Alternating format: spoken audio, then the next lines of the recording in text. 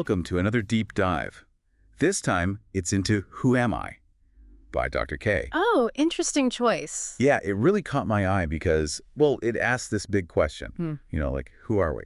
But it tries to answer it by using both the Quran and science. So like the Big Bang? Yeah, exactly. The Big Bang, evolution, things like that. I've never really seen anyone take this kind of approach before. Yeah, pretty unique blend of ideas there. It sounds like he's searching for an answer that works both spiritually and intellectually. Right. And right off the bat, he talks about this struggle to figure out who am I? Even after, exploring all sorts of knowledge in different fields. Like he's been looking everywhere for the answer. Yeah, and he talks about finally turning to the Quran, which he even admits he hadn't really paid much attention to before. Huh. Almost like the answer was hiding in plain sight. That turning point is really interesting. He even shares the first verse that really hit him from the Quran. Which one? It's from Surah Maryam, verse 67.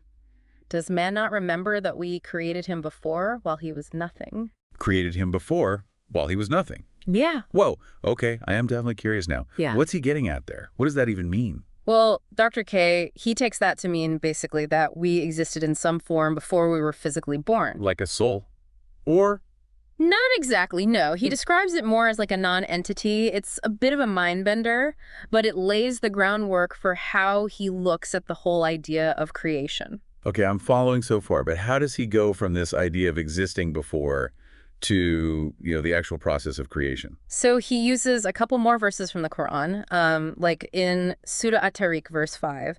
So let man observe from what he was created. Okay. And he takes that as like a prompt, to look at the science behind creation. Ah, so he's not just taking the Quran literally, he's using it to connect with scientific theories. Exactly. He does the same thing with another verse, Surah Al-Ankabut, verse 20. Say, travel through the earth and observe how he began creation, then Allah will produce the final creation.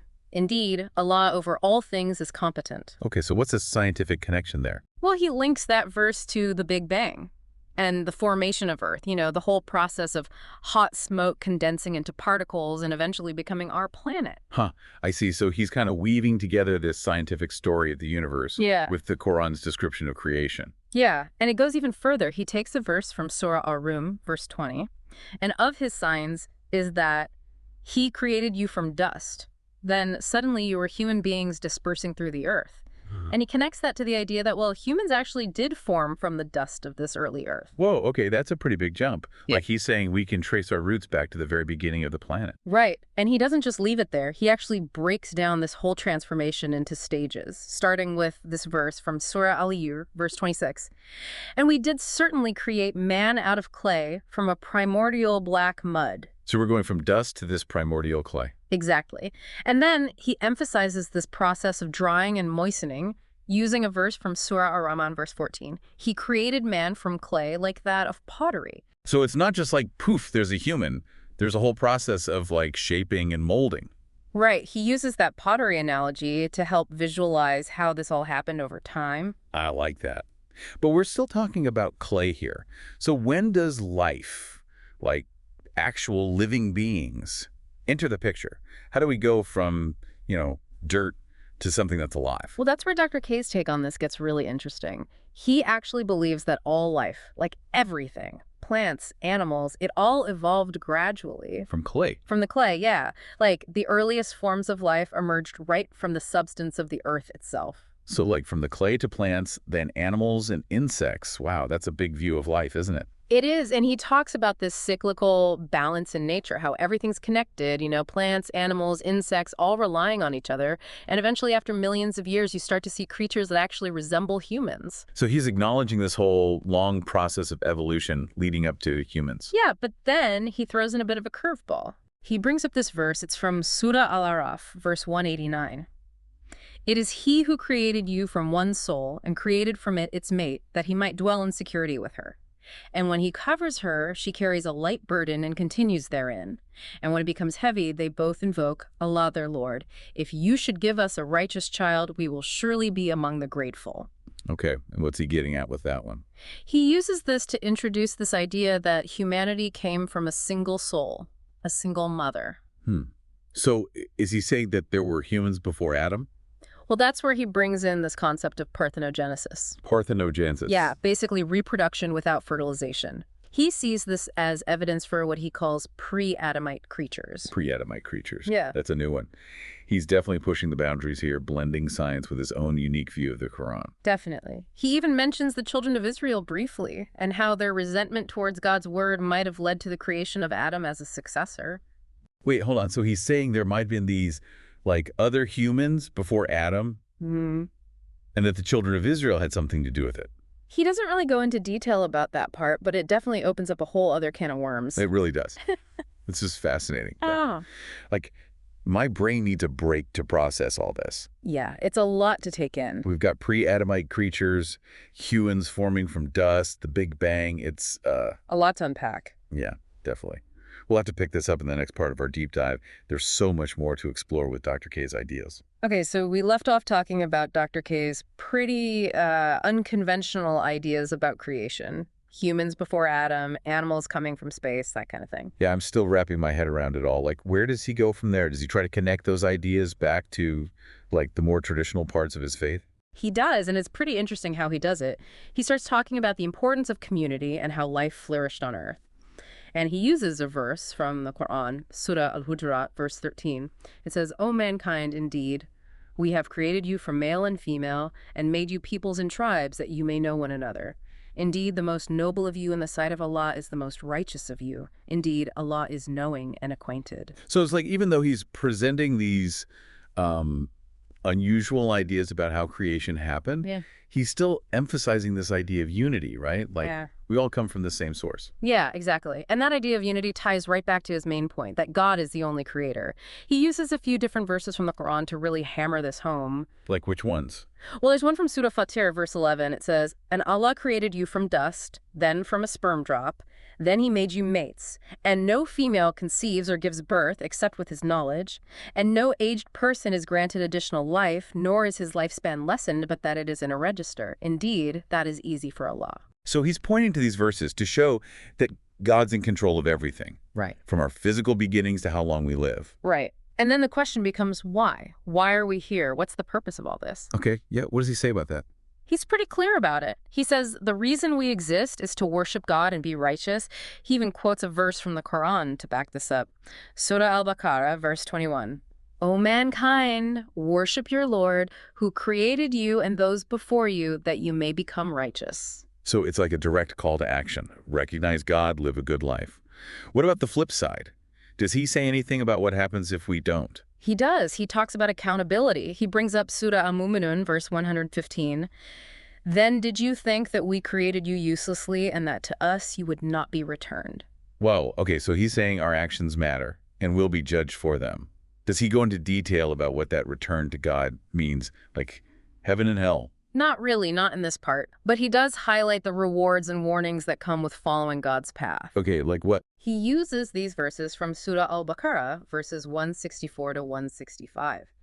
"Indeed, in the creation of the heavens and the earth, and the alternation of the night and the day, and the great ships which sail through the sea with that which benefits people, and what Allah has sent down from the heavens of rain, giving life thereby to the earth after its lifelessness, and dispersing therein every kind of moving creature, and his directing of the winds and the clouds controlled between the heaven and the earth are signs for a people who reason. And yet, among the people are those who take other than Allah as equals to him. They love them as they should love Allah. But those who believe are stronger in love for Allah. And if only they who have wronged would consider that when they see the punishment, they will be certain that all power belongs to Allah and that Allah is severe in punishment." Wow. He's really laying it out there like, look at the amazing world God created, but also there are consequences if you don't recognize him. Exactly. He seems to be saying that if you can look around and see all the amazing things in the world and still not believe, then you're kind of turning your back on the truth. And there's a price to pay for that. Strong words. So, what's next in his journey? He's laid out his view of creation, talked about God's role, the purpose of life. Where does he go from there?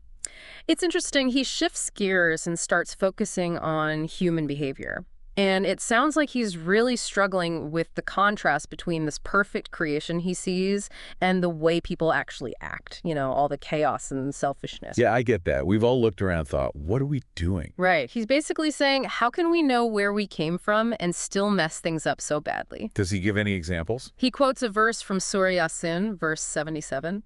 Does man not consider that we created him from a mere sperm drop? Then at once he is a clear adversary. He's pointing out how we came from this tiny, humble beginning, and yet we act like we're somehow separate from God. It's like he's calling us out for our hypocrisy, right? Saying we forget who's really in charge. Yeah, and he's particularly bothered by people who say that other beings helped God with creation. He uses Surah Al-Araf, verse 191. Do they associate with him those who create nothing, and they are themselves created? He sees that as a huge mistake, like we're disrespecting God by saying he needed help. So he's really against the idea of multiple gods. Absolutely. He emphasizes God's power to create over and over again. He uses Surah Al-Ankabut, verse 19. Have they not considered how Allah begins creation and then repeats it? Indeed, that for Allah is easy.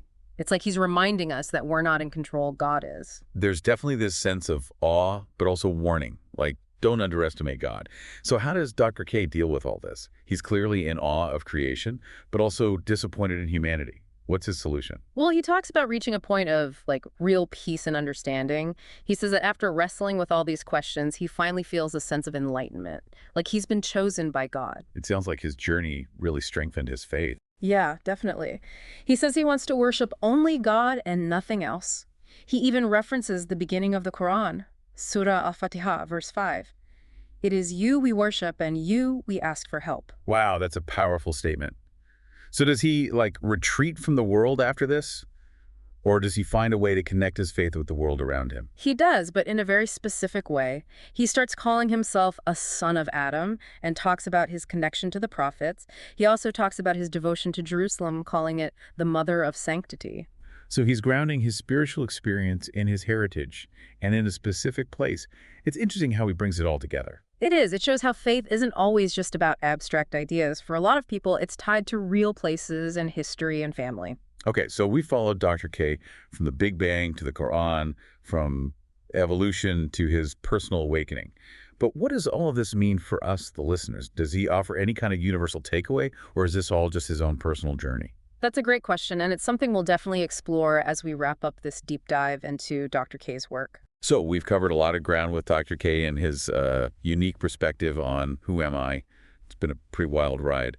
But as we wrap up this deep dive, I'm curious, what's the takeaway here? What can we learn from his experience? It's interesting. One thing that really stands out is how strongly he rejects anything that contradicts his belief in God as the sole creator. He specifically calls out those who follow Satan.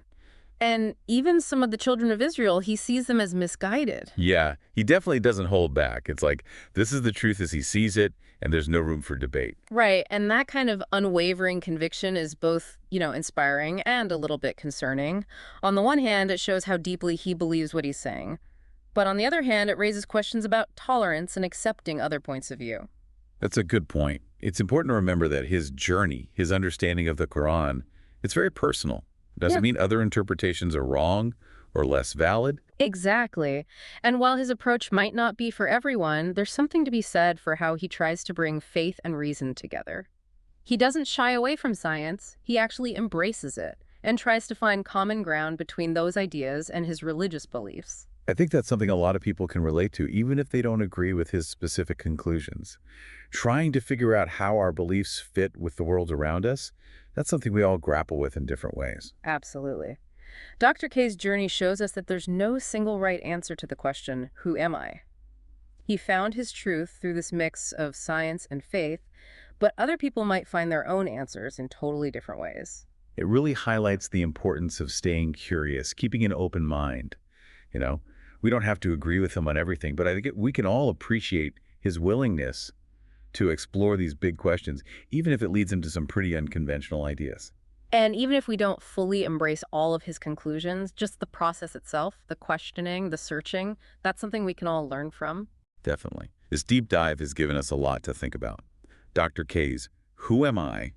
Takes us from the origins of the universe to the depths of personal faith, and it really pushes us to examine our own assumptions and perspectives.